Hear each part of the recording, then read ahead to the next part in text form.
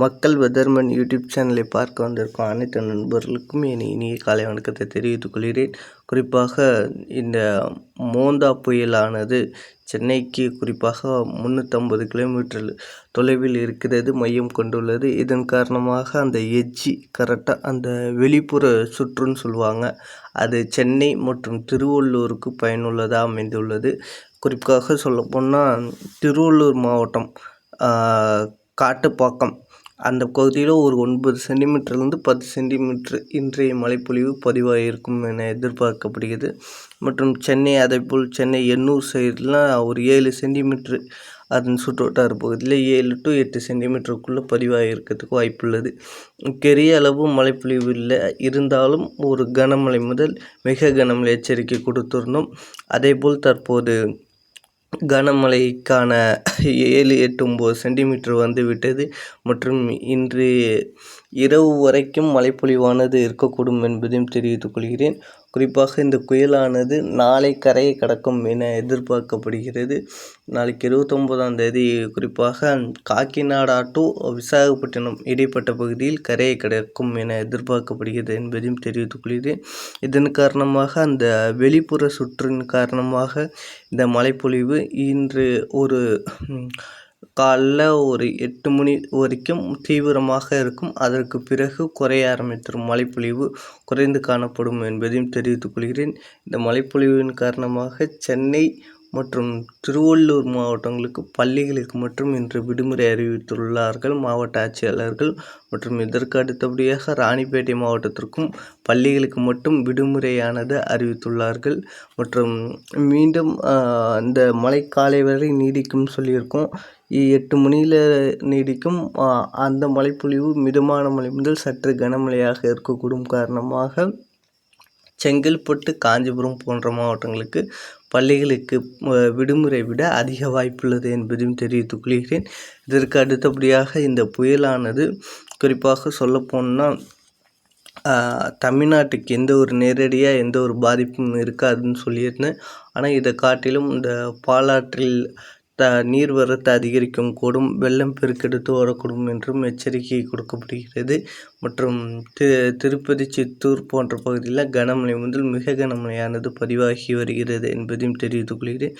இதற்கு அடுத்தபடியாக சொல்லப்போனால் இந்த புயல் காரணமாக சுமார் காக்கிநாடா மற்றும் அதன் சுற்றுவட்டார பகுதிகளில் 130 கிலோமீட்டர் வேகத்தில் காற்று வீசப்படுகிறது என்பதையும் தெரிவித்துக் கொள்கிறேன். குறிப்பாக இந்த புயல் கண்பகுதி பார்த்தாலே தெரியும். இந்த வரைபடத்தில் இணைத்து இருக்கிறேன்.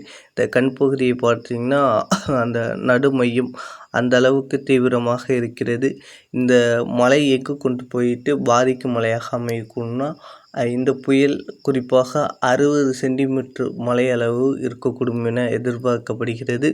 60 சென்டிமீட்டர் மழை எங்கே கொட்ட போகுதுன்னா குறிப்பாக ஹைதராபாத் மற்றும் அதற்கு வடக்கே போனால் மகாராஷ்டிரா மாநிலம் நாக்பூர் போன்ற பகுதிகள், அதற்கு அடுத்தபடியாக சொல்லப்போனால் பாட்னா, ரஞ்சி போன்ற பகுதிகளெலாம் அதிதீவிர கனமழை வெள்ளப்பெருக்கு ஏற்படுத்தக்கூடும் என்பதையும் தெரிவித்துக் கொள்கிறேன். இதன் காரணமாக ஆந்திரா மாநிலத்துக்கு நாளை வரை பள்ளி கல்லூரிகளுக்கு விடுமுறை இருக்கக்கூடும் என எதிர்பார்க்கப்படுகிறது. குறிப்பாக இந்த புயலானது விசாகப்பட்டினம் டு காக்கிநாடா இடைப்பட்ட பகுதியில் கரையை கடக்கும் என நமது கணிப்பின் அடிப்படையில் நான் சொல்லி வருகிறேன்.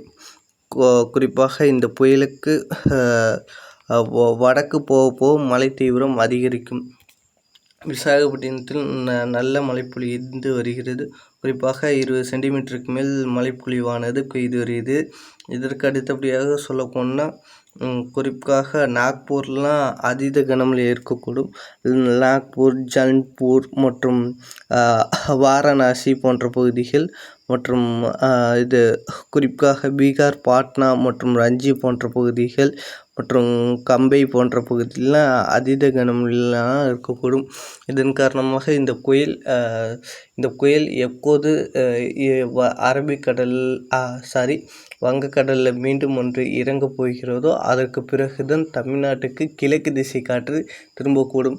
இதற்கு இன்னொரு பிரச்சனை இருக்குது. என்ன காரணம்னா அரபிக்கடலில் நீடித்தோடும் அந்த குறைந்த காற்றழுத்த தாழ்வு மண்டலம் அந்த பகுதி தற்போது குறிப்பாக குஜராத் மற்றும் அதனை ஒட்டியே சுற்றி வருகிறது. ஜிக்ஜாக் போட்டு மேலேயும் கீழேயும் போயிட்டுருக்கு.